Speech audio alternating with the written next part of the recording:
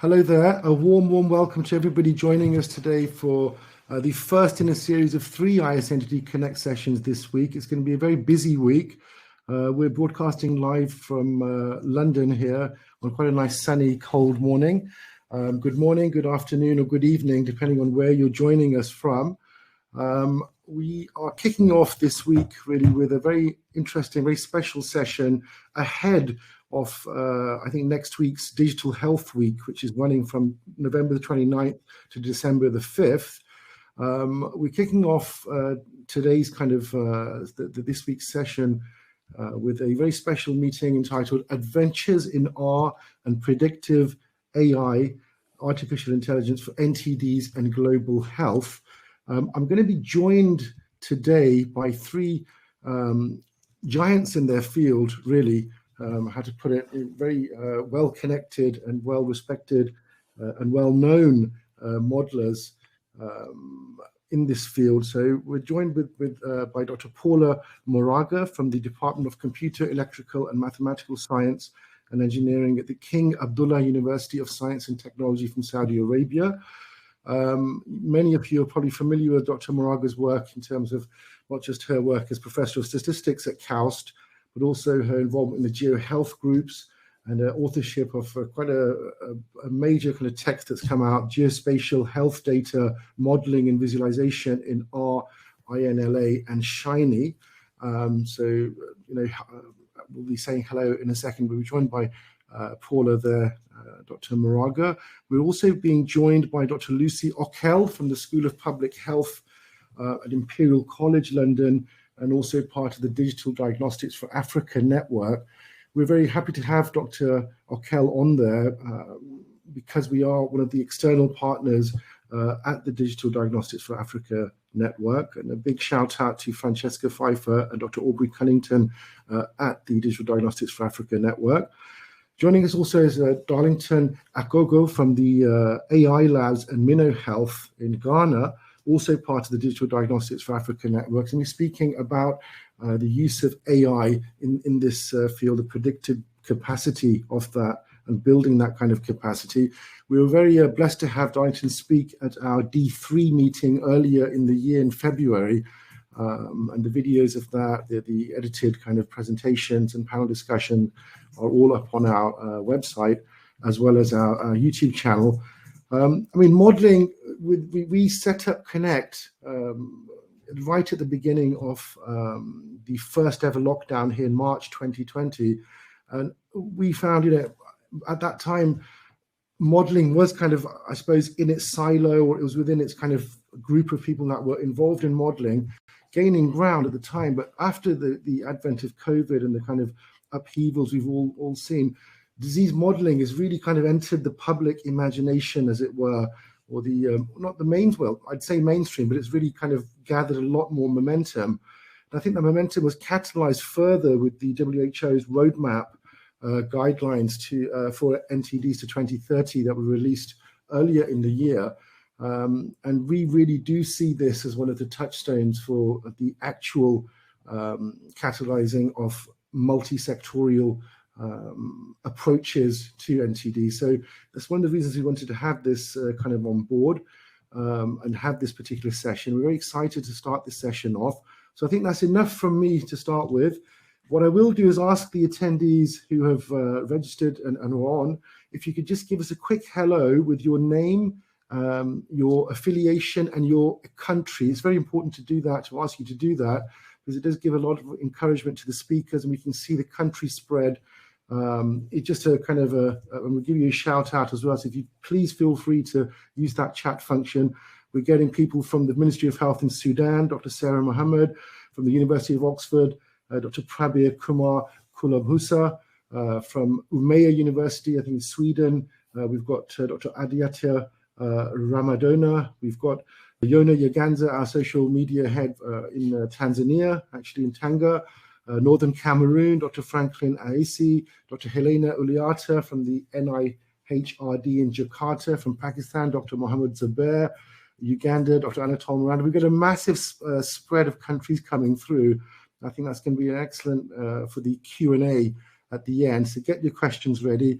I think that's enough from me, and I'd like to kind of hand the floor over to our first speaker, Dr. Paula Moraga from the KAUST, the King Abdullah University of Science and Technology, joining us from Saudi Arabia. Paula, over to you. Okay. Thank you very much for inviting me. It's a pleasure to be here. So I'm going to try to share the slides now. Okay, so can you see the slides? Perfectly. Yep, perfect. Okay. Thank you very much. So my name is Paula Moraga, and I'm an assistant professor of statistics at King Abdullah University of Science and Technology, known as KAUST, in Saudi Arabia, and the PI of the GeoHealth research group. My research focuses on the development of statistical methods and computational tools for geospatial data analysis and health surveillance. And I'm the author of the book, Geospatial Health Data, Modeling and Visualization with ARILA and Shiny. In this book, I cover how to manipulate and transform spatial data and how to create maps using the statistical software R. I also show how to model disease risk using ILA and SPD, and how to quantify risk factors in different settings, and how to create interactive visualizations, reproducible reports, dashboards, and shiny web applications that facilitate the communication to collaborators and policymakers. In this talk, I'm going to give an overview of geospatial data and methods, and then I will show some case studies in tropical disease mapping and statistical software. In spatial epidemiology, we have three types of data: aerial data, geostatistical data, and point patterns. In aerial data, we have the region of a study partitioned in small areas, and in each of the areas we have the number of cases, the population, and other factors. And the objective is to predict the risk in each of the areas. When we have geostatistical data, we assume that the risk is a spatially continuous surface that we can measure at specific locations.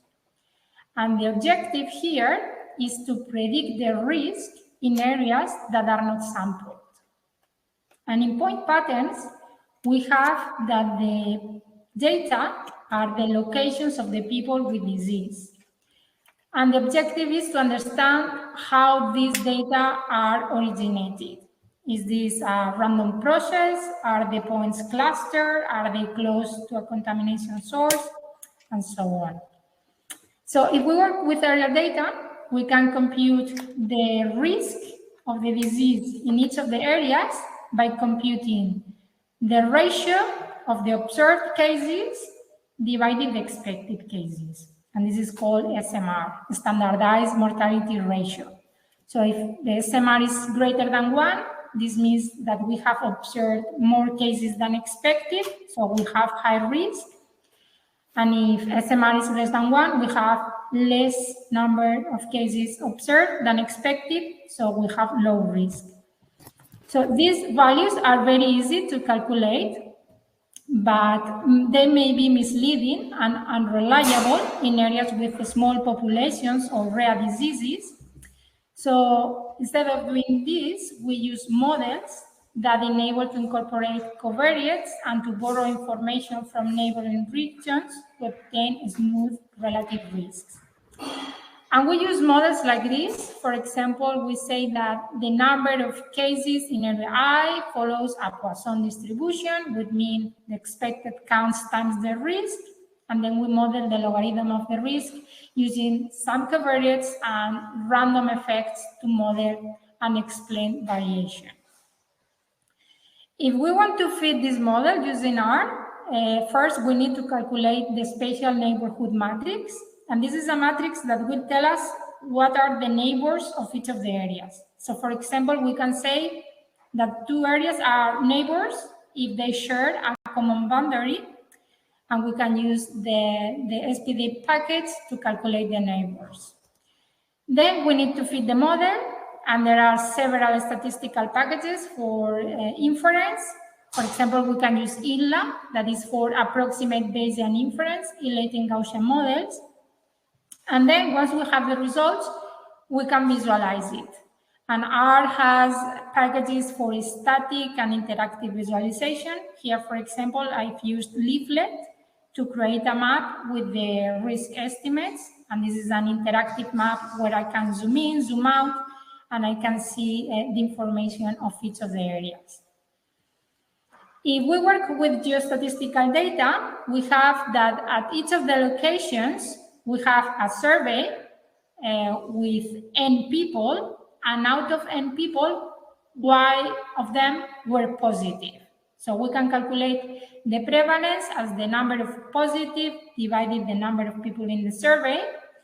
And here we will get like point estimates for the prevalence at locations where we have data, but we don't know anything in the areas where we don't have surveys. So again, we will use models that will use this information as well as environmental and climatic factors to predict the prevalence at the local level, to make decisions at the local level. And here we use a binomial distribution, again using covariates and random effects. If we want to use R to fit these models, we can use the SPD approach that is implemented in the ILLA package. First, we need to create a triangulation of the region of a study because we want to approximate the continuous Gaussian field by a discrete Gaussian Markov random field. Then we need special covariates that we can get from different sources. For example, the raster package has a function getData to get factors such as temperature, altitude, rainfall, and so on. And then we fit the models and visualize the results. So now I'm going to talk about two applications. The first is about lymphatic filariasis in sub-Saharan Africa. Lymphatic filariasis is a disease caused by microscopic worms and transmitted by mosquitoes. So when the mosquito bites the person, the worms go to the lymphatic system, and there they cause blockages that cause swelling of the arms and the legs, and also thick and hard skin. And this is a disease also called elephantiasis. Lymphatic filariasis affects tropical and subtropical regions of the world, such as sub-Saharan Africa, Southeast Asia, the Pacific, and also parts of the Caribbean and South America. The main strategy against the disease is mass drug administration, and ideally we would give the drugs to everyone that needs them, but the reality is that the resources are limited and we need to decide which are the areas most in need. So we can use model-based geostatistics to obtain disease risk maps that are continuous. And here, for example, we see that the risk of lymphatic filariasis is higher in the east coast of Africa and Madagascar, also in pockets in the west, and is lowest in Ethiopia and in the center.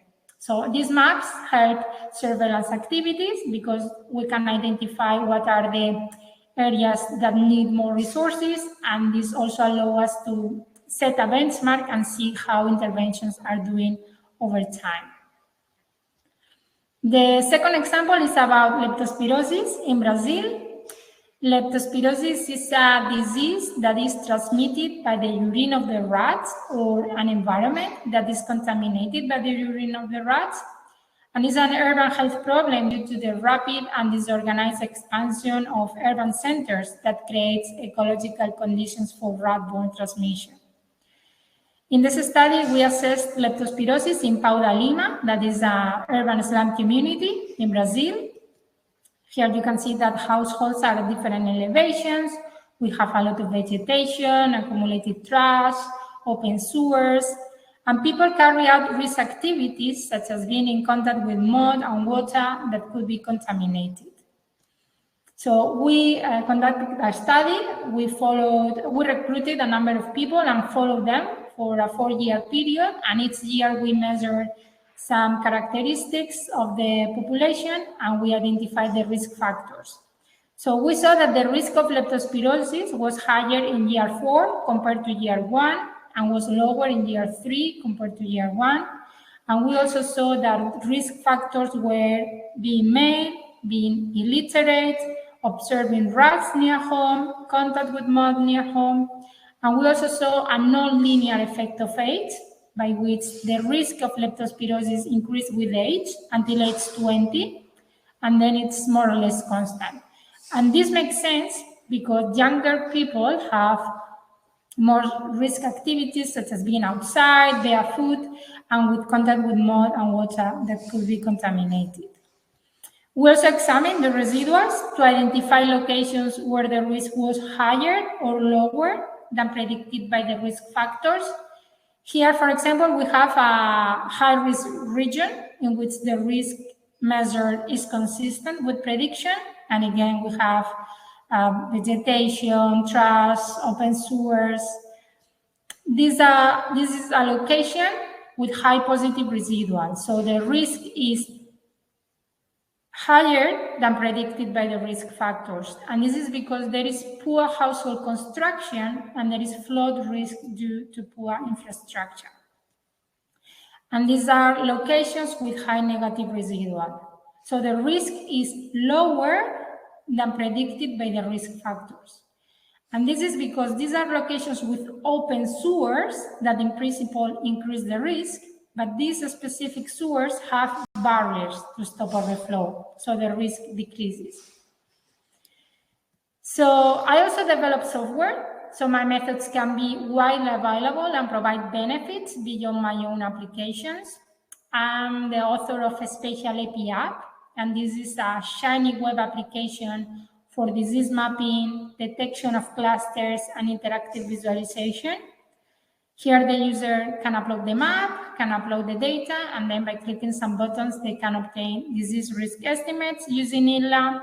They can also detect clusters using the scan statistics in SATScan, and they can visualize the results using leaflet maps, time trends plots, interactive tables, and they can also generate reports.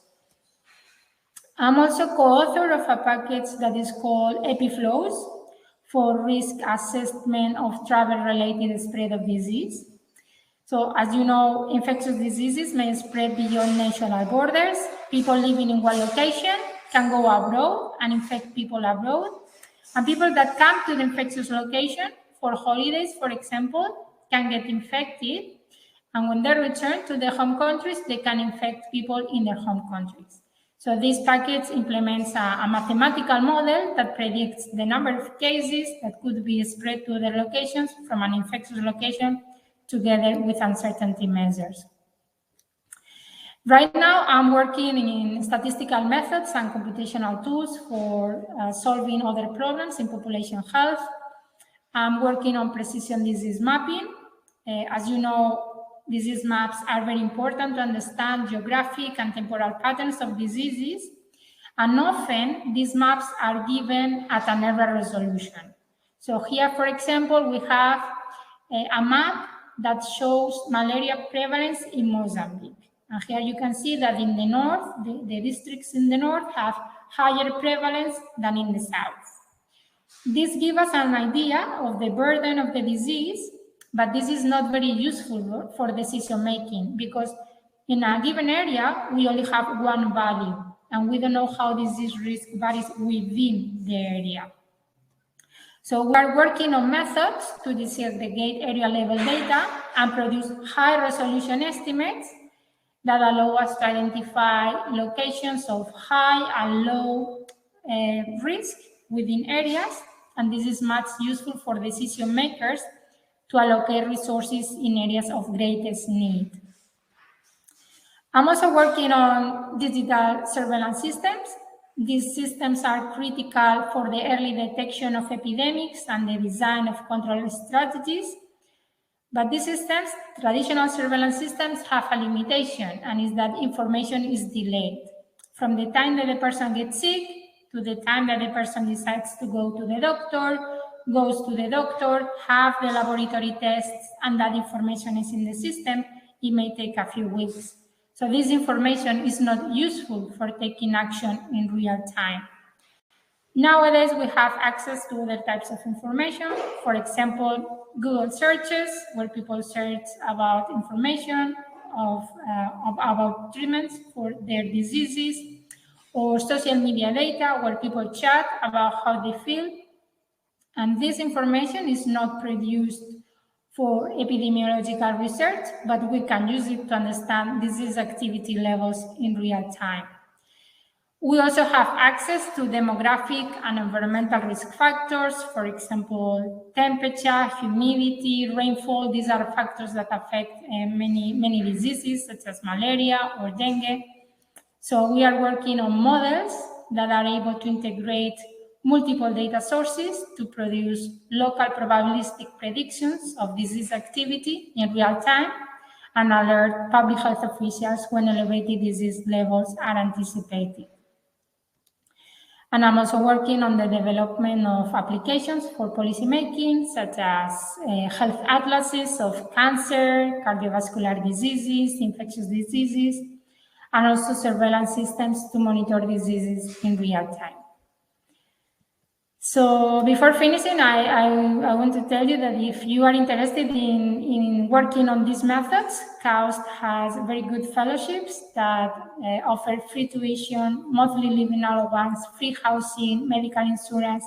So if you are interested in PhD or postdoc positions in this topic, here you have some information, and also please get in touch and I can answer the questions you may have. Here, there are some references with my work, including the book, Geospatial Health Data, if you are interested in applying these methods in your own research. This book is published by CRC, but it's also freely available online. And that's it. Thank you very much. Thank you very, very much, Paula, for that. Absolutely amazing, prolific output. And we never really realized how much of a rock star you are in terms of this particular area. We've put the, thank you very much for that presentation. We've put the link to your book out. My colleague Marianne has put that out in the chat box. I know that you are running a kind of competition because you're translating, there's a translated version in Chinese as well. Would you like to say a couple of words on that? Yeah. So, like, it's great to see that the book is being useful. Like, people use this type of methods for their own research, and now the book is going to be translated into Chinese. And if you are in Twitter, so this is me in Twitter, Paula Moraga. I have a competition where I'm giving away a copy of the book for everyone that retweets and likes the tweet in the competition. I will give away a copy of the book. That's fantastic. I think you're announcing that on the 1st of December, right? The winner. Yes, so the winner will be announced on the 1st of December, as you said. Oh, that's fantastic. And I hope people here from the audience are going to put their kind of take on that forward in terms of your Twitter account as well. It's a fantastic effort, underpinned a lot by obviously the open source ethos as well, which we will come to later in the Q&A. But thank you so very, very much for that presentation. Well, I mean, that takes us to the kind of next speaker. But before I get to the next speaker, and we will be assembling after this for the Q&A. I just want to do a quick shout out. We've been joined by quite a lot of people. Just to give you a kind of, we mentioned open source earlier, the ethos of that, access, really including access to everybody. Big shout out, Dr. Irene Larbi from the Noguchi Memorial Institute for Medical Research, the University of Ghana. We've got Dr. Paul Willis from the Medicines for Malaria Ventures in Switzerland. We've worked a lot with Paul in the past in terms of our D3. We've had the pleasure of having him give presentations and be on various panels in the past. So hi there, Paul. So from Ghana to Switzerland, Richard Addy from the Innovative Vector Control Consortium in Liverpool. Dr. Addy is on the IVCC are on our dengue advisory group for our World Dengue Day campaign. So hi there, Richard, as well. Jumping from Liverpool all the way to Brazil, Dr. Kleber Santos from the State University of Rio de Janeiro, back to the Natural History Museum in London with Adam Chimplensky there, Chris Mercado, Dr. Mercado from the National University of Singapore, north, east, southwest. We've got a lot of people joining us for today. Dr. Almanesh Halimariam from the Ethiopian Public Health Institute, Dr. Felipe Colon from the London School of Hygiene and Tropical Medicine, the Côte d'Ivoire, Dr. Gasso Koulibaly. So we're absolutely stoked to have everybody on there. Please keep putting your name and affiliations in. We've had some questions coming through as well. We've had one question actually coming through, which I'll come to at the Q&A. Thank you, Dr. Habib Azmedine from the Institute Pasteur, all the way in Madagascar. So I think we're going to definitely ask that. Thank you for that. And please do keep your questions in. This session is for you. It's, to get involved and ask what you need to ask. I mean, that takes us very neatly to our next speaker. We've gone with Dr. Darlington Akogo from the minoHealth Artificial Labs set up in Ghana, and also part of the Digital Diagnostics for Africa network. We wanted to touch on, you've heard the power there of spatial epidemiology and bringing in different multiple data sets and revealing new kind of insights, as it were, deeper understanding of disease from a surveillance perspective, transmission perspective, all of it.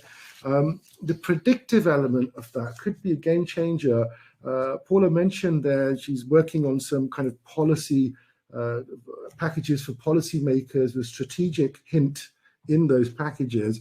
I wonder how much of that could be served with AI in terms of its predictive capacity. So I think that's a nice segue into our next speaker. So I think round of applause for Paula and a round of applause for Darlington Akogo. Darlington, over to you. All right. Hello, everyone. So I'm going to be talking about minoHealth AI labs and some of our projects, not just more broadly within the space of AI for health, global health, digital health. So yeah, my name is Darlington Akogo. I'm the founder and then CEO of minoHealth AI Labs. So one of our core focus is solving African healthcare challenges. African healthcare is riddled with a lot of challenges. So the statistics is quite grim. For example, if you look at the limited number of clinicians, the data around it, it's quite revealing. So in Ghana, for example, there's one doctor for every 11,000 patients. And in Malawi, the doctor-to-patient ratio is one doctor for every 60,000 patients. And then if you take specific sectors like radiology, for example, for every 100,000 people in South Africa, there's only one radiologist. For every 800,000 people in Ghana, there's only one radiologist. The whole of Ghana has about 40 radiologists currently, and Liberia only has 2 radiologists.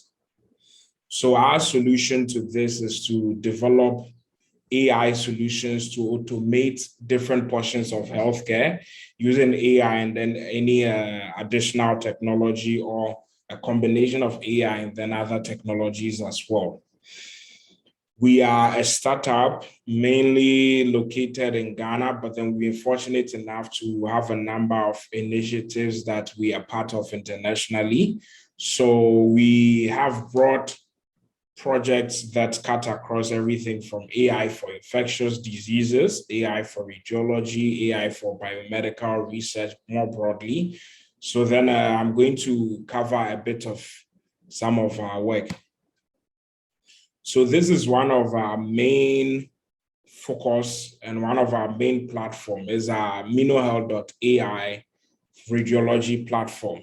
So what this platform basically does is that it allows for medical images, usually X-rays or CT scans, to be given to the system, and then our AI system can analyze our medical image and then screen and diagnose the patients across various conditions. So we have it for thoracic conditions, we We've worked on system for tuberculosis. And even with COVID, we have been working on that too as well via chest scans, via chest x-rays as well as CT scans. So the process is just as I described. With the AI system looks at the medical image, if the patient is having any of these conditions, if it's positive, it will say it, if it's negative, it will say it. And the AI system even goes a step further by giving you its confidence level, how certain it is of its diagnosis. So outside of that, we also have a project in working with ITU. So this is United Nations International Telecommunication Union, and then the World Health Organization. So this is the topic group on AI for radiology, where minoHealth is one of the leading, or is the leading institution behind this. I serve as the chair for this topic group on AI for radiology. This is part of an initiative collectively, the focus group on AI for health. The goal here is to develop global standards and regulations to guide the space of AI for health.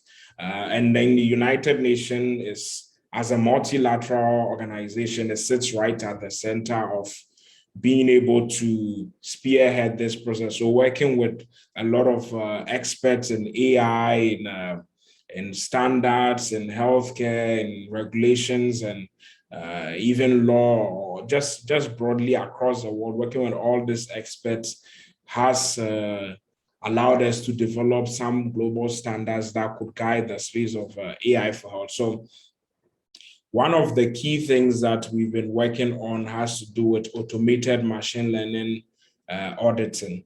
So if we break that into pieces, the machine learning auditing implies, so currently we build a lot of AI systems. There are researchers that develop AI systems and they publish papers, but that in itself is insufficient to go from that to the clinical setting and having that AI system being used on patients. So a comparable system would be just before any of the vaccines that we're currently using were approved to be used, they had to go to a lot of clinical trials. So the whole idea behind machine learning auditing is that how can we have the same rigor of trial, evaluation, benchmarking for machine learning and AI systems broadly in any sector, but then even more importantly in sectors like healthcare. How do we have that same rigor? How would AI system go through all that process? So when we do deploy them, we are confident that they actually get the job done and then they are reliable. So yes, in line with this, there are a lot of metrics that have been developed. There's a usual one, you have your accuracy, but it goes beyond that. You have sensitivity, specificity, you have area under the curve, you have precision and recall. There's so many metrics that we use to be able to properly assess AI systems before they are deployed. Now, going back, I mentioned automated machine learning auditing platform. The automated part is that we've recognized the capacity and expertise, especially among regulatory bodies around the world, is not equal.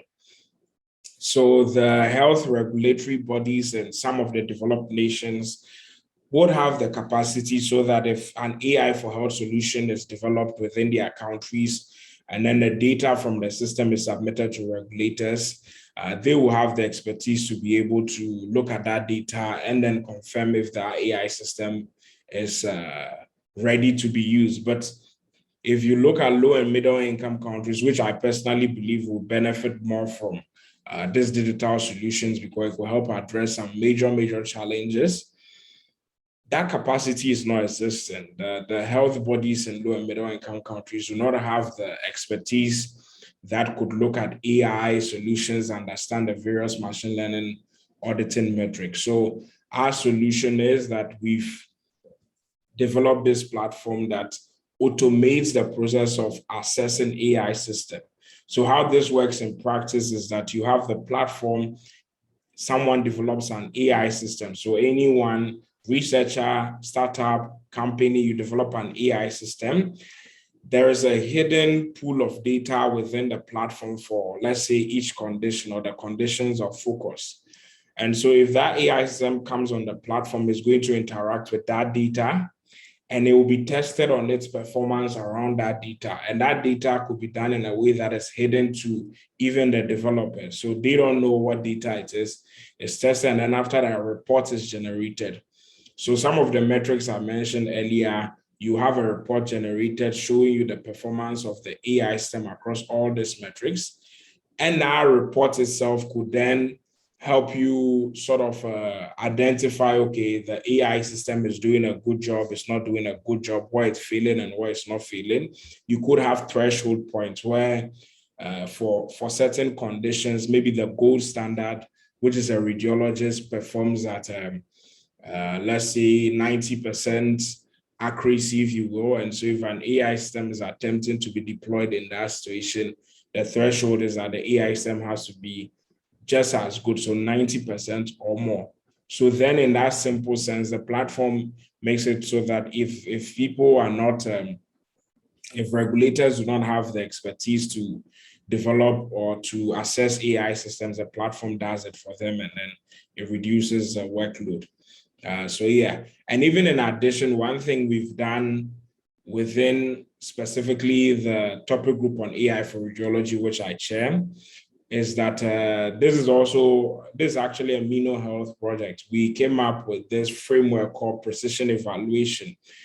It's a framework that allows you to properly test for bias in AI systems. So the issue that leads to bias, or one key thing that leads to bias now, is that when an AI system is being tested, we usually are looking at the holistic. So if you say an AI system performs 90%, or has a 90% accuracy in diagnosing tuberculosis, the question is that 90% on what and on who?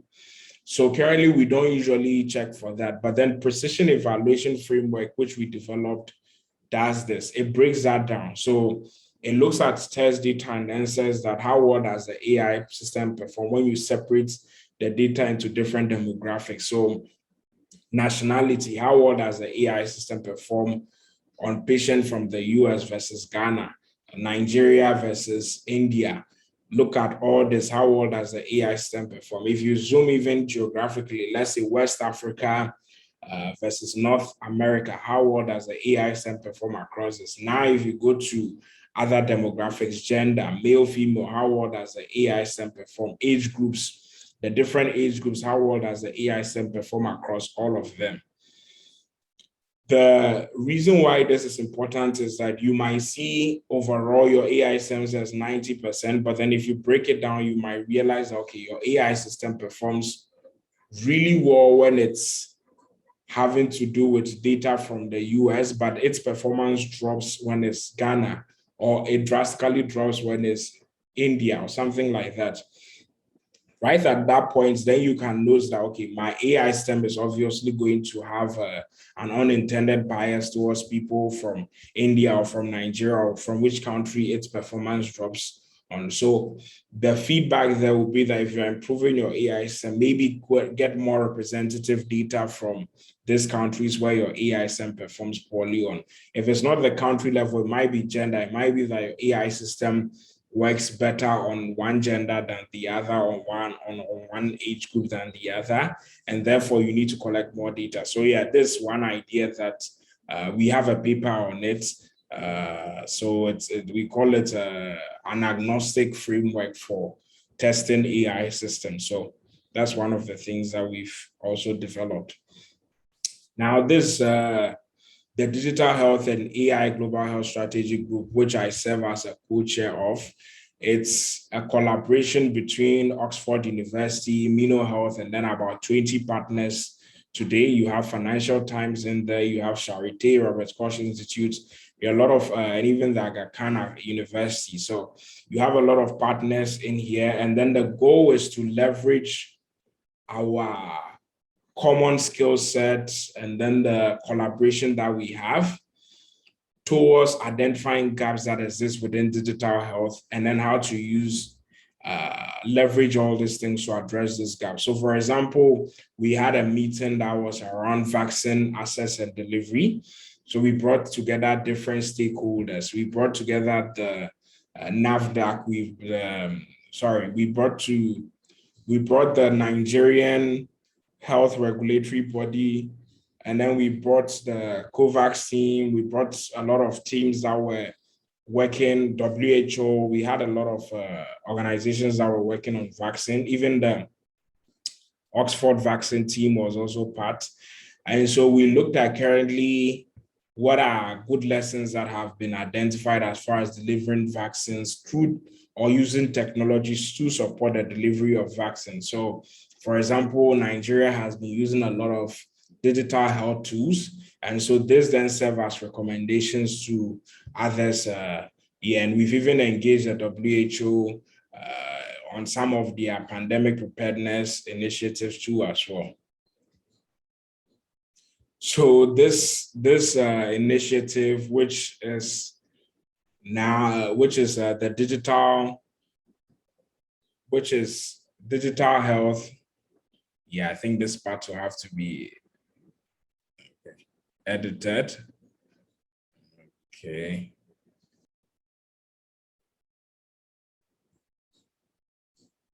So yes, this. Let me see. Okay, resume. Yes, so this initiative is the Digital Diagnostics for Africa Network, which was kick-started with funding from UKRI. The initiative is led by Imperial College London. minoHealth serves as an AI partner. So we've been looking at broadly digital diagnostics and how it could help with infectious diseases, especially like malaria. So one of the projects within this initiative is the Lacewing system that is for molecular diagnostics, so for rapid molecular diagnostics, and looking at potentially the role of machine learning and AI in that too as well. So I spoke about this a bit when we were talking about so during COVID-19, we started our AI for COVID-19 initiative. I spoke about this briefly during the D3 conference, but very early on, way before, so this is before there were any official cases in Ghana and most African countries, we realized that, okay, it would be good to start preparing towards it. So we mobilized our team from minoHealth AI Lab and then our sister AI Training Institute, which is Ranmila AI Institute. So we mobilized a community of AI practitioners, experts and enthusiasts, and then the expert from minoHealth AI Labs to embark on a number of things. One was to create a COVID-19 tracker where we track COVID-19 across all of Africa. We had the first Africa-focused and Africa-wide COVID-19 tracker. So we collected data from the various African countries as the conditions or as the cases started emerging, put all that into an interactive map, and then use that data to also do analysis as well as forecast. Then from there, we actually started a hackathon where people within our community were asked to develop AI tools that could be used for early diagnosis of COVID-19 via chest X-rays and then CT scan. So we ran this challenge for a while, and then we got really interesting results from the community. Then in addition, we also ran another challenge. So this had to do with tuberculosis, also in partnership with Ranmila. So as well as Zindi Africa. So we worked with Zindi Africa to run this challenge. We had participants build AI system that could differentiate between normal chest X-rays and then chest X-rays with early signs of tuberculosis in them. So both positive and then the negative too as well. In total, we had 1,148 submissions from around the world. You had data scientists participating from 42 different countries. This was really impressive. We had people not only from Africa, but a lot of African countries, but also countries outside of Africa participating in this. And the best AI system, the winner scored 99.4%. And they did really well across the other metrics too as well. So this is a project we worked on with researchers from University of Ghana, the West African Center for Cell Biology of Infectious Pathogens. So we use minoHealth's AI system to look at what is a good differentiating factor between people with high immunity towards malaria and people with low immunity towards malaria. And so we looked at this across cytokines and antibodies. So our AI system was able to identify specific cytokines and antibodies, both a singular selection as well as a combination of them, and how they help differentiate between people with high and low immunity. So this work towards immunology could someday even influence therapeutics as well as potentially vaccines for malaria. So yeah, that's some of our projects. We've been fortunate enough to have our work featured on a lot of global platforms. We are a startup, we've been busy.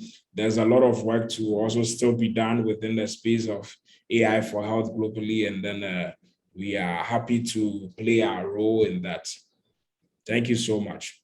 So yes, if anyone wants to connect or partner, or they have any idea of projects, or you want to work with us on any of our projects, freely reach out to us.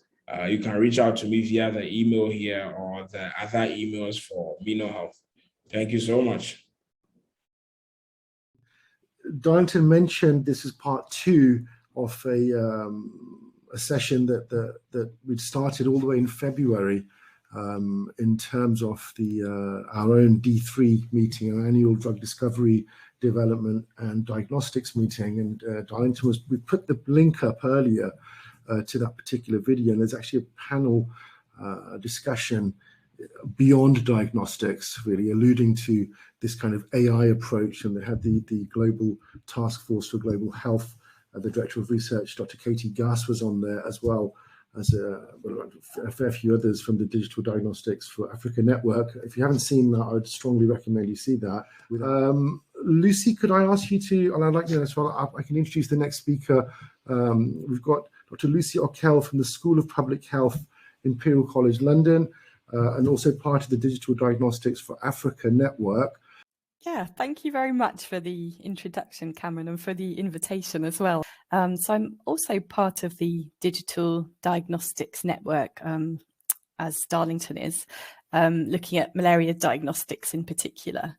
So I'm just going to present a bit of work thinking about what we need in the kind of next generation malaria diagnostics that are coming forwards.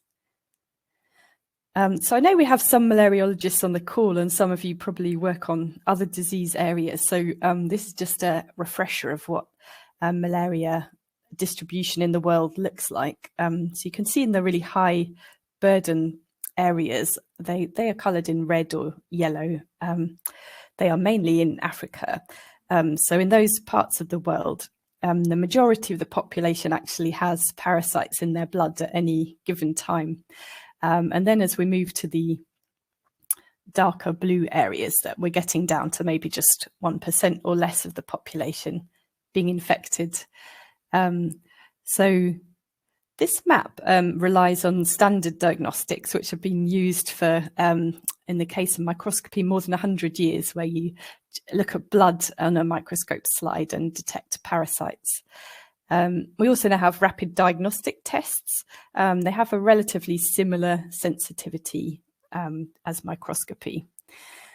So one of the puzzling things for me and others who work on malaria, and in particular modelling malaria transmission systems, is it's quite hard to model these dark blue areas. So we have, when you have sort of less than 1% prevalence, you actually find that the disease in a model, it always just eliminates it. It doesn't really survive. And so it was kind of hard for us to model these areas and understand how the disease could still exist with sort of reasonable assumptions about how it was transmitting.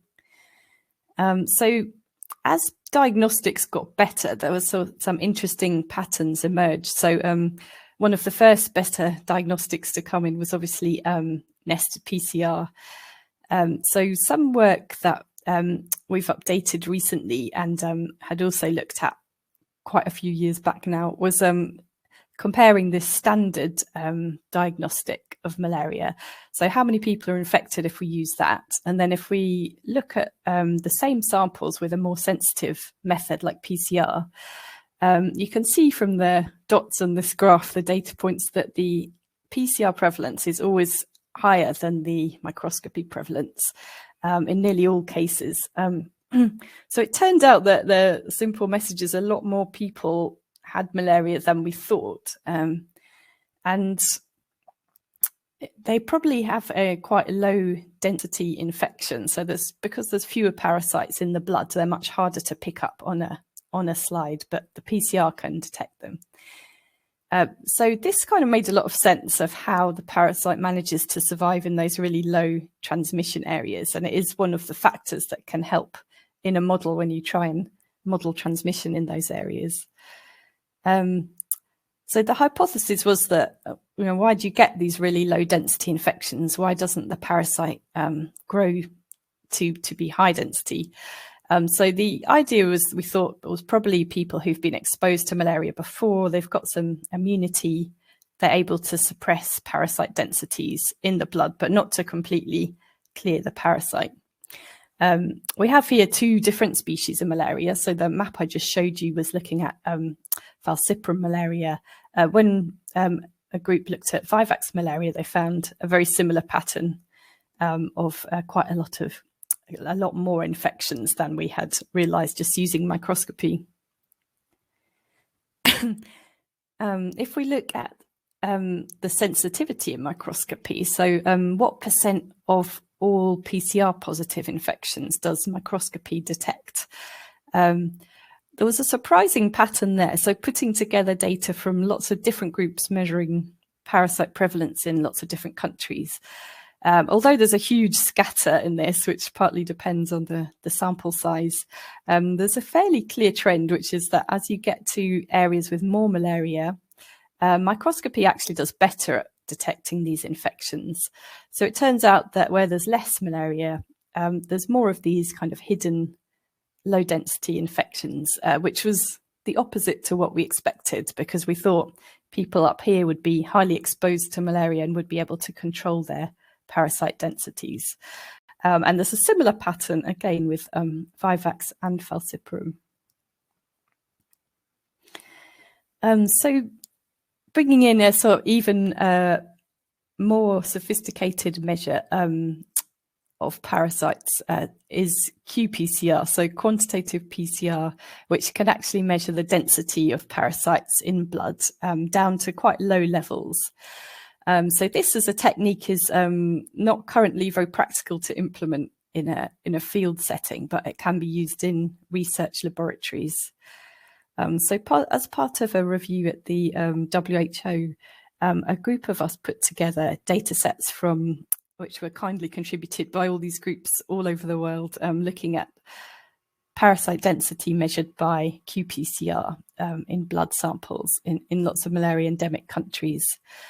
So you can see here the distribution of parasites. This is per microliter. And we have quite a wide spread. These are ordered left to right from lowest transmission to highest transmission. The diagnostic detection limit for microscopy and other routine diagnostics, which are usually used in the field, is thought to be around 10 to 100 parasites. So once we could see all these data together, it really makes sense why microscopy was not picking up all of these, because you can see that some of these infections are above this 10 to 100 parasites per microliter threshold, and some are definitely well below that. So this is the same data set, but now we're splitting up each survey into whether people were actually detected by microscopy or they were not. So sure enough, it became clear that people who had been detected by microscopy, which is the darker colours in each survey, on average, they have a higher distribution of parasites in their blood. So the reason the microscopy wasn't picking up these parasites is just because they were such low density. So we had always thought that the detection limit for microscopy was somewhere between this 10 to 100 parasites per microliter limit. So just thinking about the actual volume of blood that goes onto a microscopy slide, like the older routine method, you get around 5 to 16 parasites per microliter should be detected within this blood volume that you can see on a slide. However, we know that some parasites are lost in the staining process or preparation process, so probably about 100 was thought to be more realistic.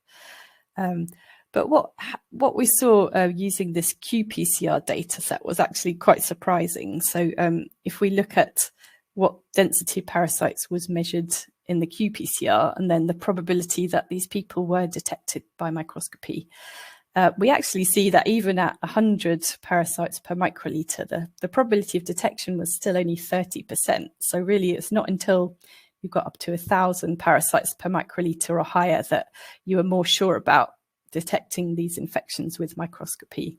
I should add here that although qPCR is a gold standard, it's not that easy to compare between labs and things. There are sometimes different results you get with different samples, for example, so it's not always completely reproducible. So there may be some errors still with this, but still an interesting kind of average pattern. So we already began to hear from our other speakers about next generation diagnostics and also digital surveillance. So this is something we've had lots of interesting seminars about at the Digital Diagnostics Network. And this idea that you should be able to make more sensitive diagnostics available at the point of care. So you would be able to detect these really low density infections and be able to treat someone. So you wouldn't have to be sending off to the lab and waiting for a number of days to get the result. So thinking about what we learned from looking at qPCR data, we thought what could more sensitive next generation diagnostics achieve, or how good would they need to be to find all these low density malaria infections?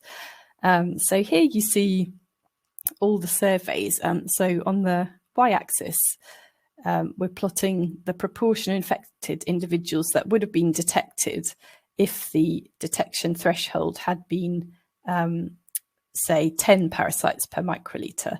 So that is the square point on this graph. So you can see that in many of these surveys, around 60 to 80% of infections would have been detected if we had this lower detection limit compared to the microscopy method. If the diagnostic was a bit worse, we're going down to more like 50%. And in these low transmission sites where we seem to have lots more low density infections, we get a really low proportion actually detected, but going up to 1 parasite per microliter detected, a more sensitive diagnostic, we're doing really very well across the majority of settings, apart from in these very, very low transmission settings. So these asterisks show here some of the real ultra sensitive rapid diagnostic tests, which are starting to be tested out in different settings. So these the results from the pilot studies of these matched up quite well with what we were getting from the qPCR data. Just to mention quickly some interesting geographic variation that we find with the distribution of these low density infections. When we reviewed the data across different regions of the world, and this is work done by Charlie Whitaker in the department, he found that while we get this same pattern in lots of different continents, that the sensitivity of microscopy increases as transmission increases. There was this really strikingly different sensitivity in South America, which was a lot lower than in other continents. So there seemed to be a lot more low density infections there. So there's parts of the world where these diagnostics may be more important than others. And interestingly, once parts of Africa were actually divided up into different areas, in this case based on how high their transmission is now and how high it used to be historically. Looking at some northeastern parts of Africa where the transmission has been low for quite some time, but still persists. In fact, the patterns in that area were much more similar to those in South America, which is also somewhere where transmission is low and has in nearly all the continent and has been low for a long time. So it seems that the history of transmission is also important, which could possibly be to do with genetic variation in those areas. Perhaps the parasites are more similar and we learn to recognize them, but we're not sure yet why that is. So just to conclude, so on average, a more sensitive diagnostic for malaria could detect up to 2 times the number of infections. There's a question of sort of how much do we need to worry about these low density infections? Clinically, they are less severe, but increasingly work suggesting that they are associated with morbidity, such as anemia, fever, and especially in pregnancy, that is an issue. And we also know that those infections can transmit to mosquitoes, although they're not the most important infections for persistent transmission. So these kind of new generation diagnostics could be really important in areas aiming for elimination, in identifying where transmission is persisting in hotspots. And that's particularly true in Southeast Asia, where there's a drive to try and eradicate drug-resistant malaria that has developed there and spread in the region. So these diagnostics could also be particularly important in vulnerable groups, such as pregnant women.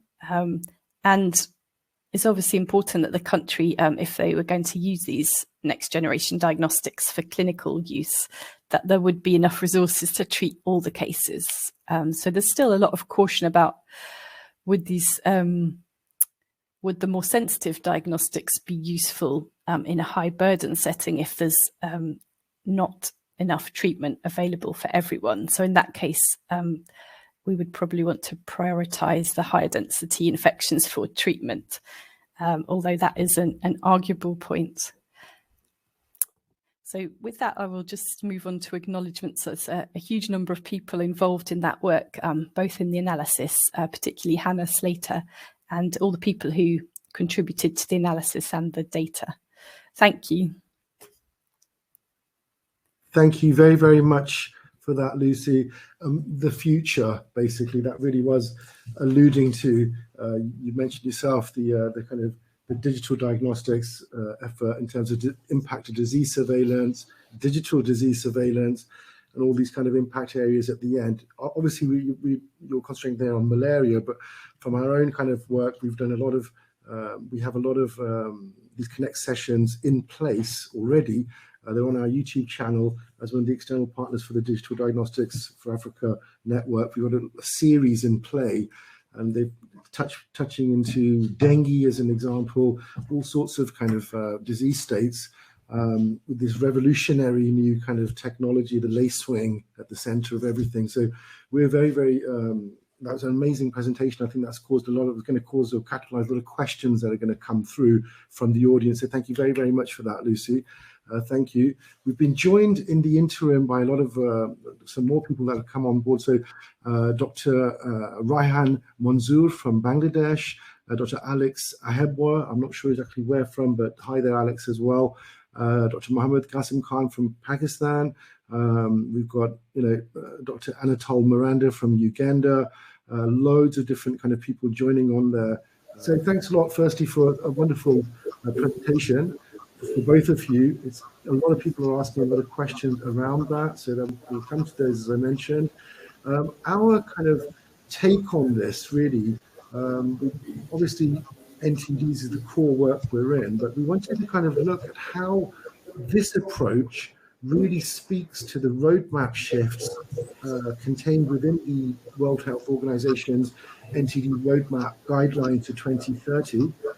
They really are a consensus position built with a lot of consultative process behind that. And so because of that consultative nature and that kind of approach by the WHO to setting those guidelines, we felt it really has a resonance in the wider global health community. At the end of the day, these are neglected tropical diseases. They are neglected people who then also suffer from the other kind of effects, the other social determinants of poverty, of bad health, of all of these issues that you're kind of talking about. You talk about rapid urbanization in one of your slides there, Paula. This whole thing, malaria, TB, HIV, our position on it has always been a co-infected position, that these communities are not only going to have one disease, but they're going to be affected by multiple diseases. So I think it's very apt or very kind of appropriate to have that kind of feel to it. So just bringing some of those shifts out onto the table, I think the first question I'd like to ask both of the modelers that are here with us, Paula and Lucy. There's been a lot of talk in the last decade or so. I was speaking to Lucy earlier. In June, we're going to be 10 years old, the International Society of Neglected Tropical Diseases. I'm one of the co-founders with Marianne. We've had a 10-year journey. Along that journey, multi-sectorialism has really felt as if it's been a rhetorical position, and really on the ground, has it happened? Has it not happened? Some of the resistors to that, or some of the barriers to that happening, we're talking about different approaches, different disciplines talking with each other. One of the reoccurring kind of feedbacks we've always seen and heard is that there's never really a lingua franca and never really a kind of common language for people to kind of coalesce around. We hope that the WHO's NTD roadmap shift, one of the shifts, is going to catalyze that. And that shift that we're referring to, they're saying that we want to move from, as a community, from a vertical disease silo, so disease-specific perspectives that really consider ultimately the individual diseases in an isolated manner. They want to move from that to a much more holistic approach, integrating right across themes, right across different, being able to then leverage different platforms, resources that were perhaps thought of outside of that discipline, bring those into it and really push forward on that basis. So the question really is quite a simple question. How do you feel your approach in spatial epidemiology, both of you actually, I'll ask Paula first, how do you think your approach speaks to this desire for real, true, multidisciplinary kind of approach to these diseases? Paula, I'll ask you that. Yes, I think it's crucial that many disciplines work together, because each discipline will tackle the problem from a different point of view. For example, like I'm a statistician, and when I work with epidemiologists, people that understand more, because I'm a statistician, I can apply methods, I can write code, but I know a little bit about diseases, but I need to communicate with people that are experts in neglected tropical diseases, because by doing that, I will be able to build better models that take into account things, biases on the data that I cannot think of, but they can do it because they know how the data was collected, they know how disease is transmitted. So I think that one person or one discipline alone cannot solve the problem. But if we work all of us together, we can make a lot of improvement. That's a great answer. Do you view your approach as the touchstone, as one of those catalyzing, bringing these disciplines together? Well, I think, yes, I think like we have a lot of data. Sometimes people collect data and the data is sitting there and nobody is looking at that. And by just doing a simple map, you can discover many things. So if people, for example, learn how to create maps, they can identify patterns, high-risk areas, they can see correlation between the disease patterns and other coverages they are interested in. And just with just a few, so they don't need to be modelers to be able to extract knowledge from the data. Just by learning mapping or learning some statistical exploratory tools, they can help. Yeah, that's a very interesting point, that they don't have to be modelers. I'll come back to that in a second. Lucy, from your perspective, you showed a lot of data in terms of malaria. Entomological endpoints are in that, all sorts of things are in that. We've also seen climate change now affecting other viral diseases and definitely vectors per se of the mosquito in terms of vector ecology and distribution. What would your view be on how does your work speak to this kind of drive towards multi-sector collaboration, in real terms? Yeah, I totally agree with what Paula said. I think it's really important in our field to be connected to lots of different disciplines. I think it is a challenge. I mean, I would say it's quite hard to just keep on top of malaria literature itself. So trying to go across diseases is always going to be a time challenge, I think, for everyone working in the field. But COVID has been something that has drawn lots of people to work on a new disease and to show how we can apply skills from different diseases to new ones as well. That's very interesting answer. We've been forced into it by the upside, not the upside, but the kind of positive view on the situation we're in now in terms of post-COVID. This not post-COVID, but the reality we're living in now, forcing people to look at things differently. That's a very interesting take on that. In terms of kind of demystifying or removing the fear factor from spatial epidemiology, as it were. I mean, you said, just going back to Paula's comment there, that you don't have to be a modeler to use this.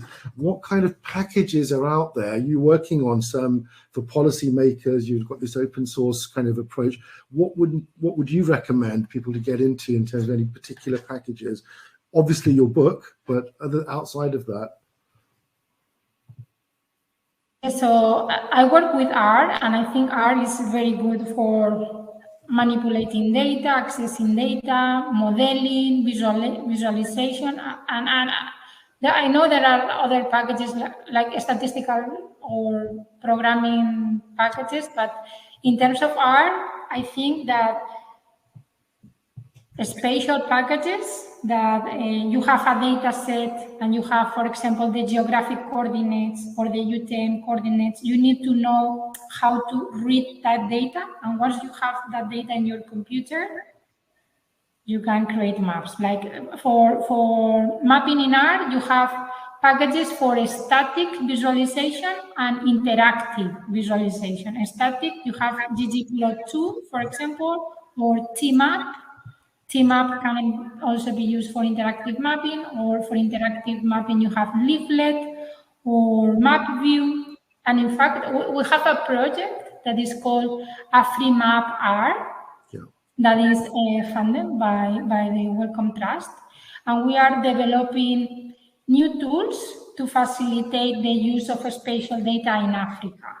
So if you're interested in learning spatial packages and how to analyze data with R, I encourage you to get in touch with the AfriMapR team, because we are running workshops and tutorials to teach how to do that. Oh, that's fantastic. I'm sure the demographic, some of the demographic of the audience does obviously cover the African region. I'm sure you get a lot of people coming back. I'm going to put the link in the chat. I was going to say that would be excellent. Thank you for that. We've got some specific questions coming through for you both. I'll start with some from one of the first questions we had was from Dr. Habib Asmedine from the Institute Pasteur in Madagascar. This is to Paula. Are these methods, in terms of the method you were describing, can they be found in your book, and how to have it? Thank you, in the book. So yes, so the book, as I said before, you can get a physical copy, but it's also freely available online. So if you go to the website of the book, the first chapters are about how to create maps using R, and then there are dedicated chapters for different types of data, aerial data, where you have aggregated number of cases in areas. And also you have geostatistical data, that is when you have surveys and you have like the prevalence of disease at the specific locations, and the chapters have all the code to read the data, to fit the model, and then to visualize the results. And then there are other chapters if you want to create dashboards, like interactive dashboards, because maybe you have run your analysis, but you want to show it to decision makers or someone that needs to take decisions based on these results. And you can also create dashboards very easily using R. And all the code for creating the models and the dashboards is in the book. That's fantastic. This dashboard thing is very interesting because you alluded earlier to, both of you alluded to policy makers. And kind of, Lucy, you specifically spoke at the end of your presentation about elimination targets and getting resources out. The policymakers have to be involved at some level to get to those end cases in terms of the limit to hit those targets. And you yourself, Paula, mentioned you're working on a specific series of packages for policymakers. I'm asking that because there's a question from the audience from Dr. Isaac Quay, and this is to Lucy actually asking, but I'll ask it to both of you, but I'll ask it to Lucy first. Lucy, in view of your findings, what will your advice be in terms of the towards national malaria control programs to do regarding specifically malaria elimination strategies? What would be your advice, your recommendation? So Lucy, to you, right on the spot there. So, yeah, it's a really good question.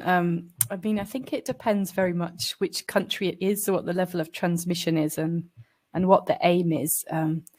So I mean, somewhere with a high burden of malaria, I think the priority is still always to kind of keep the net coverage high, to increase the treatment coverage with ACTs and all the kind of standard interventions, considering insecticide spraying to really reduce transmission. I think in those countries where transmission is a bit lower, and these low density infections are kind of, as we've said, less clinically severe and also contribute a bit less to transmission. So there's a really neat paper that just came out in the Lancet Infectious Diseases in the last, I think about a couple of weeks ago, which is tracking people over time and looking at whether their parasites are detectable by microscopy or PCR only, and looking at how many mosquitoes they actually infect with their blood samples. So in fact, in that study, I think, hopefully I'm quoting it right, I think only about 15% of mosquito infections actually come from these low density infections. So I don't think we should kind of consider these as a huge priority in many areas. Like, we need to know they're there to understand the transmission cycle. But places where it could be more relevant to use these really sensitive diagnostics are places like parts of Southeast Asia, where there's this huge urgency to try and eliminate new strains of drug-resistant malaria.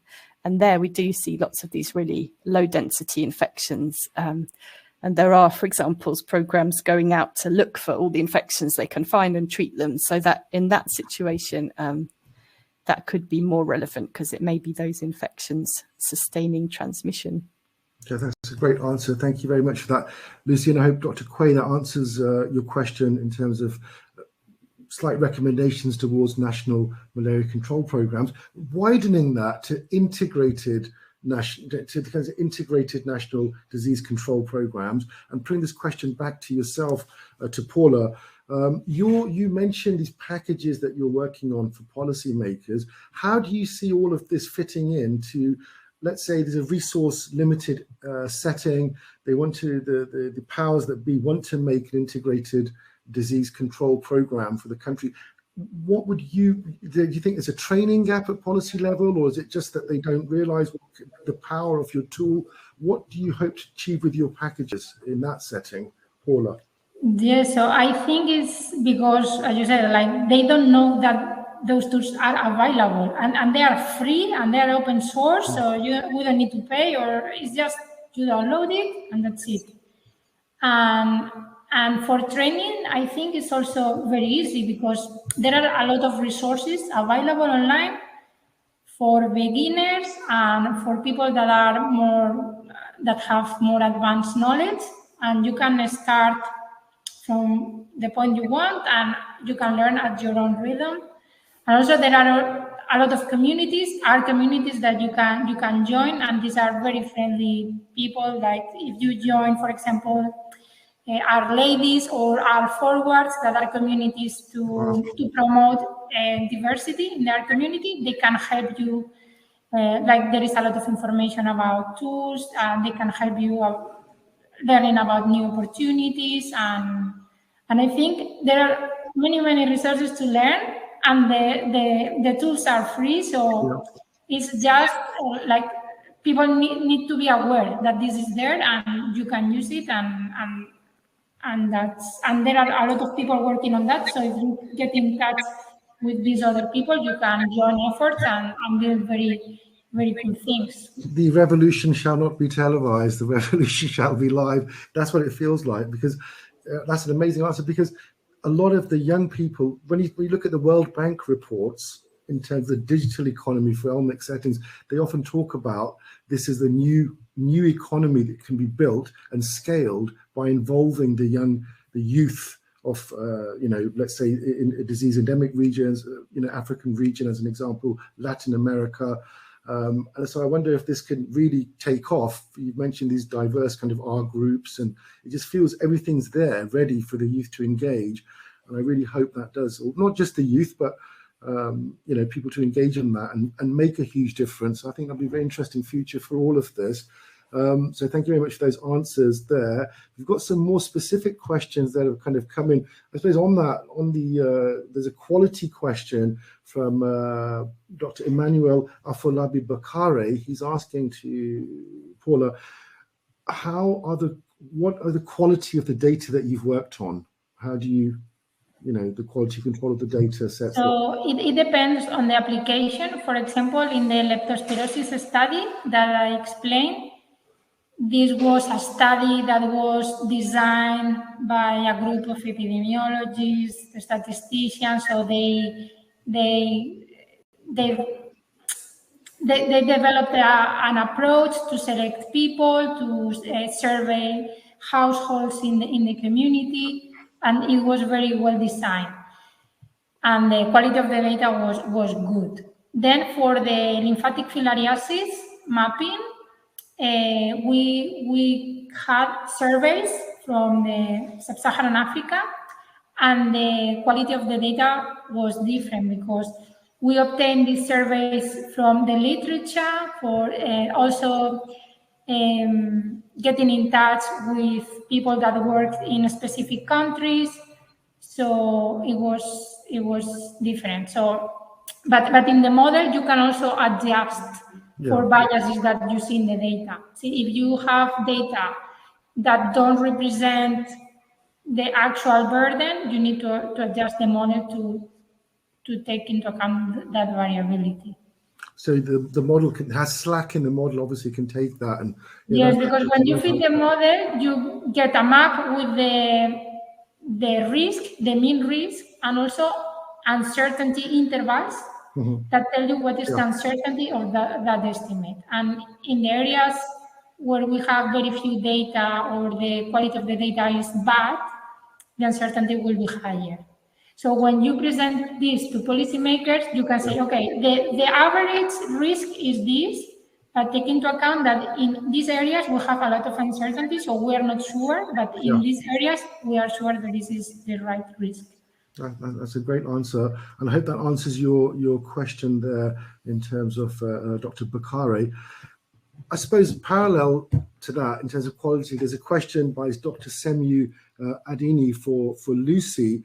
So not really on quality, but I suppose in a parallel stream to that, he's asking, in terms of the positive diagnostic, the positive diagnosis rather of malaria in your modelling, are they predictive of symptomatic malaria? What is the kind of nature of those positive diagnoses? So that's to you, Lucy, I guess. Yeah, that's another great question. I think to some extent, any positive diagnosis of malaria does predict a higher risk of symptoms. But there are always, there is malaria that's deemed to be asymptomatic. But I think recently there's more and more great studies really looking in details at these infections which are asymptomatic, and actually they're not entirely asymptomatic when you look really closely. So someone may not have a high fever or kind of severe signs of malaria, but they may have chronic anemia.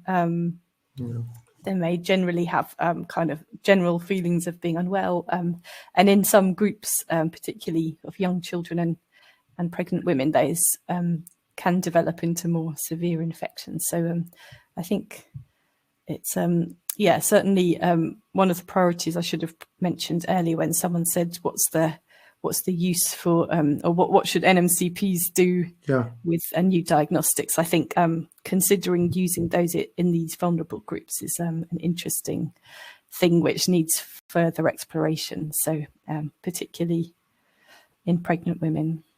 Okay, fantastic. So that's a great answer. Thank you for that. There's some more kind of specific kind of questions. But there are a couple from Dr. Chukwuango Ogbuagu from Nigeria. He's asking, Dr.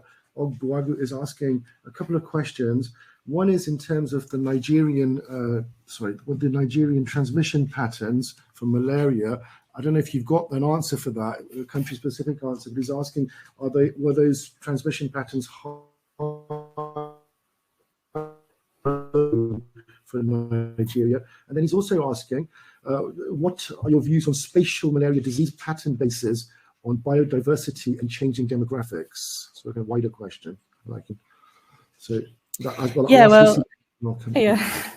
I'm definitely not the expert on either of those questions, but there's a lot of data generated within Nigeria mapping malaria using some of the methods similar to what Paula has been describing.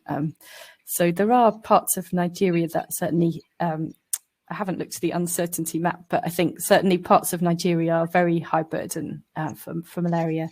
And then there are parts which have a much lower prevalence. So I think the range of prevalence from those kind of maps is predicted to be kind of between, 1% or less up to like 50-60% of people infected. So it is one of the highest burden country in the world in terms of number of cases and deaths. But still, there are parts of it with low transmission. Yeah, the Malaria Atlas project has some geospatial maps similar to what Paula was showing of Nigeria, and the malaria indicator surveys would show the actual raw data as well. Fantastic, and thank you for that answer. And Paula, I've seen you've put the AfriMap project up there as well, the link up to that, so that's very much appreciated. We've had other people join us. So Dr. Ukpai from Nigeria has joined us. Dr. Deborah Adepoju is saying, mind-blowing presentations. Thank you to all the presenters. So I think you've really touched and you're getting a thanks from Dr. Buagu there for that answer as well. In terms of, we were talking really right at the beginning about the shifts. We were trying to keep the shifts in the WHO roadmaps. And those shifts, for anyone who's not aware, or I'm sure everyone's aware on this call, but if you're not, that we've mentioned the one about really moving from vertical disease focus to a much more multi-sector, sectorial leveraged kind of holistic kind of approach. We've alluded a little bit in terms of the policymakers, in terms of moving from external-led expertise to a more country ownership model, and within that, local voices, local actors, the people of those regions being involved more, with the ultimate aim of leveraging political will. And the second part of that, I guess, is to leverage financial investment from within those countries. I'll ask a question. Given that you've talked, Paula, about CALS, not outreach, but you've got these you mentioned your last slide, people can come to CALS to study for PhDs. I'm sure you'll probably work with other outreach programs, or at least you've identified you recognize and identify this training gap that's present. Would you have any plans of kind of running full-on training courses in Africa? How do you see that firstly taking shape, and secondly creating a case for further financial investment in those countries, from within those countries, addressing the training gap at local level, and how would that influence financial kind of, input? So we were thinking about doing training courses in Africa with the AfriMap-R project. But the thing is that with the COVID, we couldn't do it. But we are doing those training online. So there are and this training is about how to use R in applications. So we have a data set, and okay, let's specify some questions, and let's try to solve these questions. And we are running workshops on how to do that. And then from CAUST, I'm the PI of the GeoHealth research group. So we work on statistical methods, new statistical methods, and machine learning methods for health surveillance. But we are working also on applications. So if any of you are interested in analyzing some data set that could be useful for some application in your country, we have visiting research positions, and we have also, if you are more interested in doing your PhD, or you already have a PhD and want to do a postdoc in CAUST, we have also open positions for that. So if you have an idea about something that you want to develop, I'm very happy to talk, and let's see if we can do it. That's a fantastic answer. I think you'll probably get a lot of people coming back to you on the basis of that. Yeah. And that would be fantastic. Lucy, from your perspective at Imperial, I know the Digital Diagnostics for Africa network is a vast network, and you're very active in various settings from the Far East, Southeast Asia, all the way through Africa, or everywhere. Would you have any message in terms of training, addressing this training gap, or train the new generation of R enthusiasts, or R kind of the R science space, as it were? What would be your kind of take on that? Yeah, it's a really important issue. It's I think it's been great to see the shift, especially in recent years, that there's more focus on these opportunities. I think, in terms of things done in our department or team, there've been some partnerships with national malaria control programs to model malaria in that country and discuss how modelling could be useful. I think all the high burden malaria countries now, there's kind of 11 named by the WHO. I think they all have models working with them. In terms of training, the department which I'm in, the Department of Infectious Disease Epidemiology at Imperial, has a free online infectious disease modelling course called a MOOC, which is on the website, which I would encourage people to try if they're interested in modelling. There are also people have run courses locally in African countries and elsewhere. I think, like Paula, we found the shift to online has opened up possibilities in terms of people being more familiar now with actually learning things online, which is a great opportunity. I can see Darlington is I can see that. I daren't say anything in case the connection goes again, but we jinxed it. But yeah, we'll come to that. I mean, that's that. There you go. He's left the room. Yeah, I think there's some real issue going on in Ghana at the moment in terms of their connectivity. We've tried everything on our side. We've got a dashboard behind here, and it's showing our connections are strong. But as soon as Darlington connects, something happens on his side, and it just drops out. So I don't really know, which is such a shame, because there were some questions in there for him as well. So I mean, perhaps I could add one thing on the end of that. Oh, sorry, yeah. I just had one more point to make. That the Bill and Melinda Gates Foundation has recently put out a really interesting call for grant applications, which is to fund malaria modelling capacity in African institutions and networks. So they're looking for a network of multiple universities or other institutions who would develop modelling capacity locally. So if anyone is interested in applying for that and would like support in terms of writing the modelling application or thinking about training opportunities for staff, again, that's something I'd be very happy to be in touch with. And the whole team at Imperial is working on providing support for those applications. Well, that's a fantastic, that's very, how kind is that and how kind of relevant, that's brilliant. Really nice to hear that. And I say that because as Paula was saying, talking about CAST, as you were talking about Imperial's outreach, some of the people on some of our lovely audience, so Dr. Ukpai from Nigeria, Dr. Onyini Makpola Ukpai, was really asking, saying, thank you, very much interested in this opportunity. Is it possible? How do we kind of get in touch? Is it possible to connect via email? So I guess I'd ask you that. Is that a possibility for people to contact you directly? So, are you happy with that? Are you okay with that? Yes, I put my contact details in the chat, and feel free to send an email, and we can talk.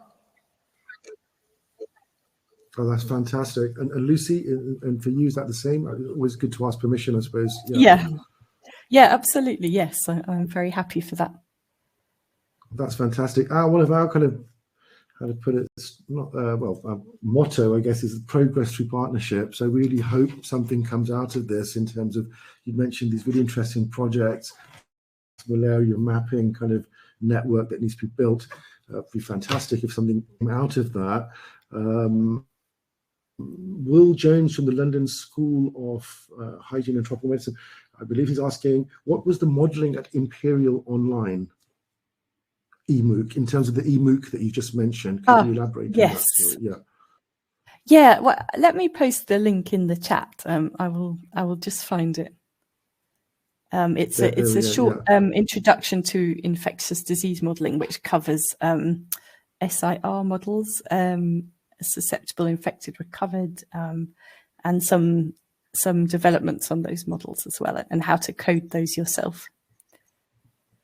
I think we're beginning to understand the rock star nature of these two models in terms of the open source, openness to collaboration. It really does speak to the new wave of kind of, scientists, people coming through in terms of these new approaches to modeling. So I think that's a testimony to both of you. Brilliant. I think that's excellent. So that kind of explains that to us. That's brilliant. We had Darlington for a few moments there. Darlington, I'm frustrated for you, Darlington. I don't know if you can hear us or not.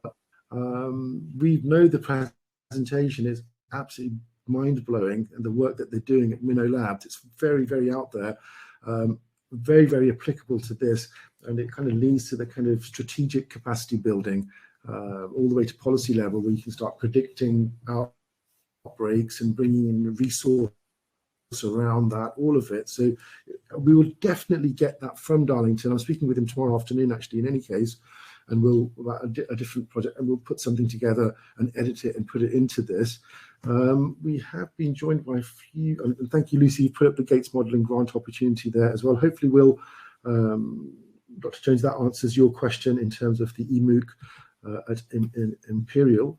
That's very good. That's excellent. Dr. Kin Chan's asking, will this be saved for late replay? Yes, it will be edited, Dr. Chan, and we'll put that out in a few days from now. Once we've got through the editing process, we'll put that out. There were some questions for Darlington, but we can't ask those if they're quite specific in terms of his approach, which is such a shame.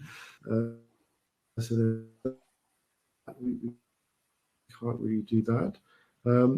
Dr. Ukpai is asking in terms of the training. So just coming back to the participation in terms of how do we be part of the training? I know you've answered that, but I mean, it's just really an email in and you'll take it from there. Really, I suppose that's kind of how you've answered that. So that's fine. I think just coming to the kind of part that we were looking at actually there. Yeah. So I suppose there was another, so that's the two kind of shifts that we covered in some kind of detail in terms of the shift from multi-sector, vertical to multi-sector, and the kind of leveraging in terms of political will from having this kind of country ownership approach to diseases.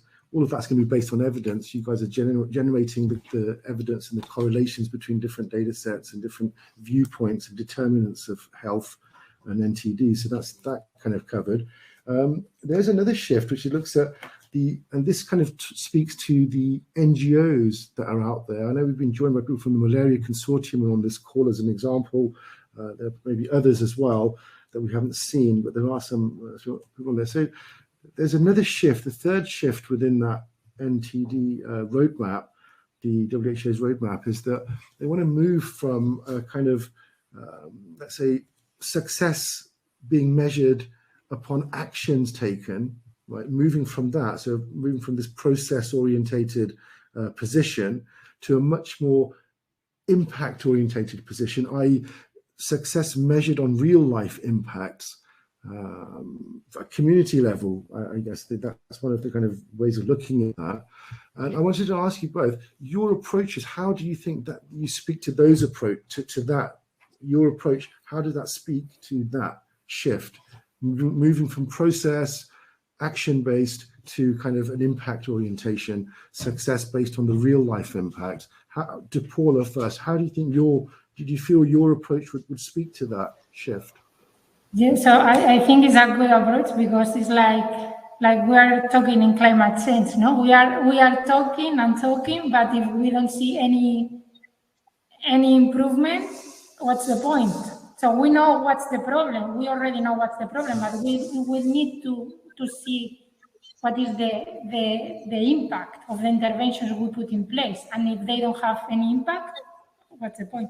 So yeah, so from my point of view, like the tools that we develop, the new statistical methods that we develop are useful because we can assess what's the burden of the disease now, and we can see, we can forecast what will be the risk of the disease in the future, and then we can compare if what we forecasted it's going to be reality or not. So we have tools to compare our forecast to what's really happening.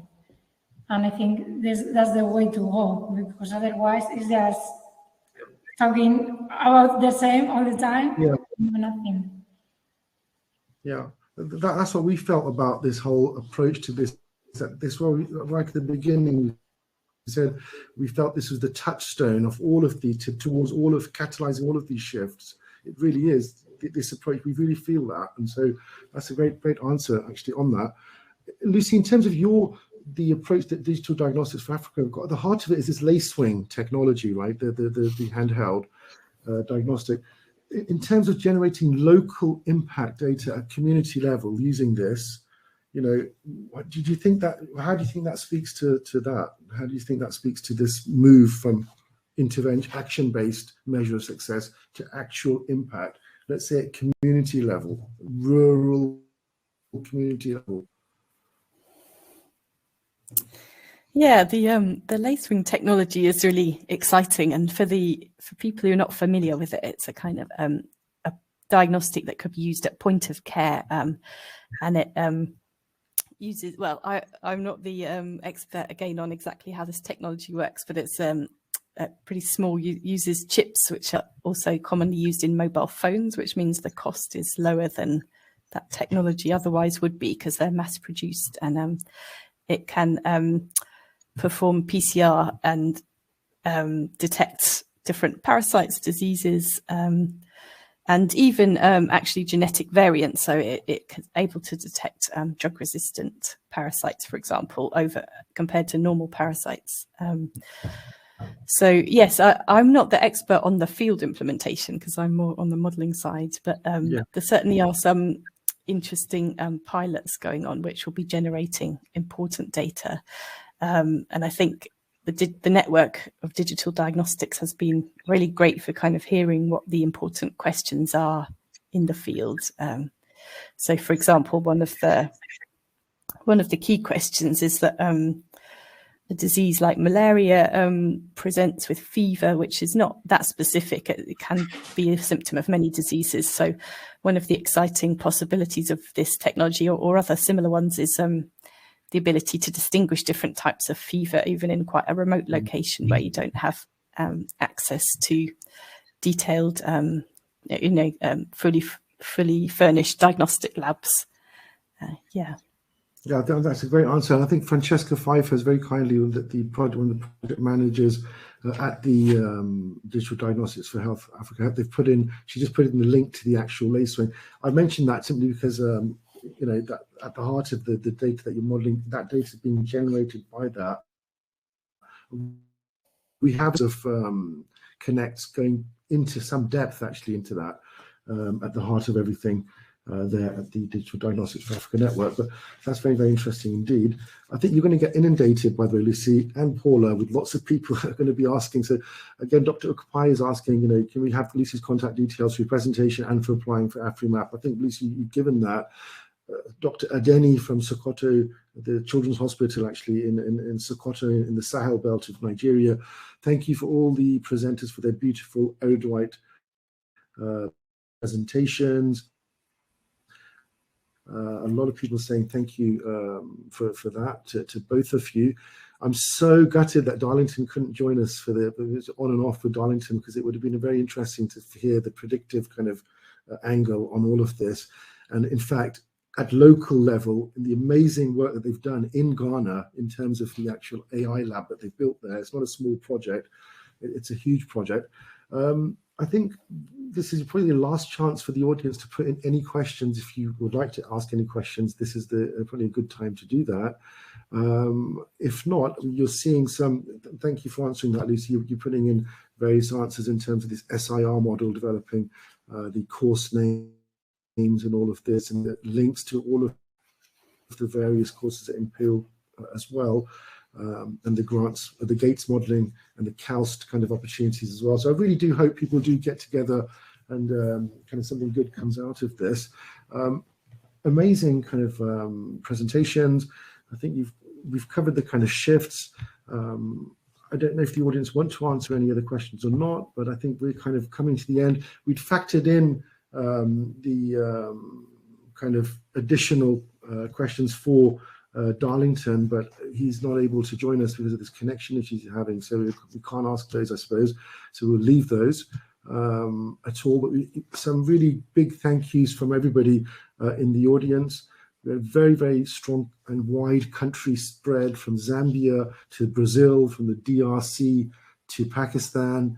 We've got India there, we've got Indonesia there, right across the world. So it just goes to show you that the power of your work, really, that you're able to bring lots of people in the interest of your approaches and your work.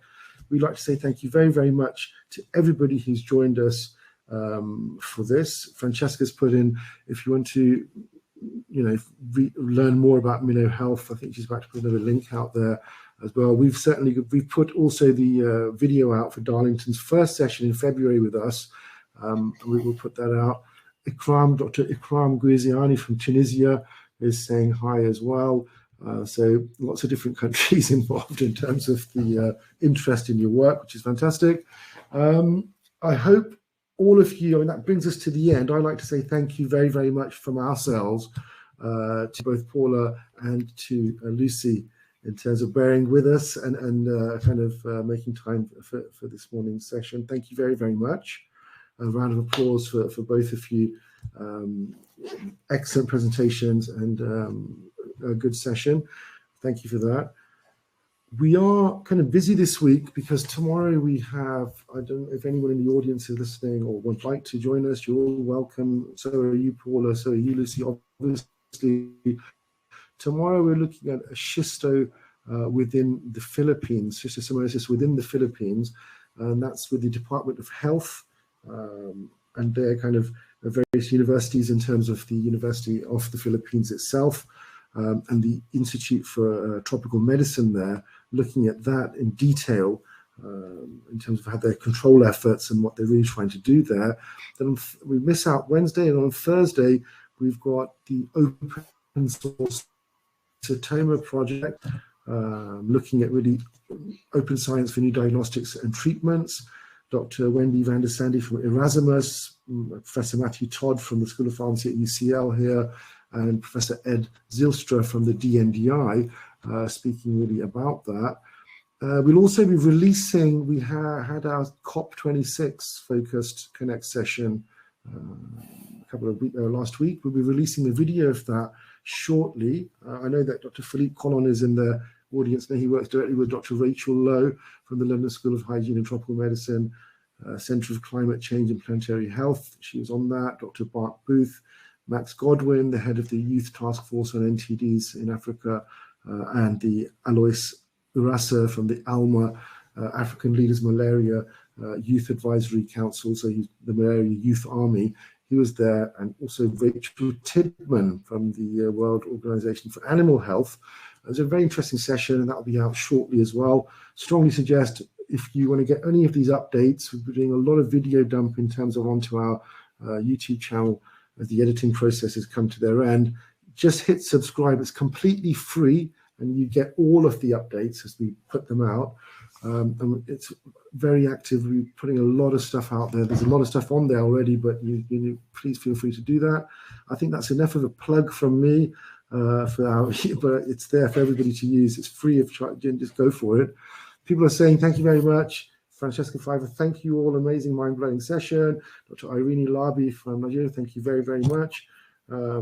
Basically, it's been lots of thanks and praise all the way through. Dr. Okupai, thank you very much as well. Yeah, so I think without further ado, I think that's enough from me. Thank you all, and have a great, great, great day. All right, do good things.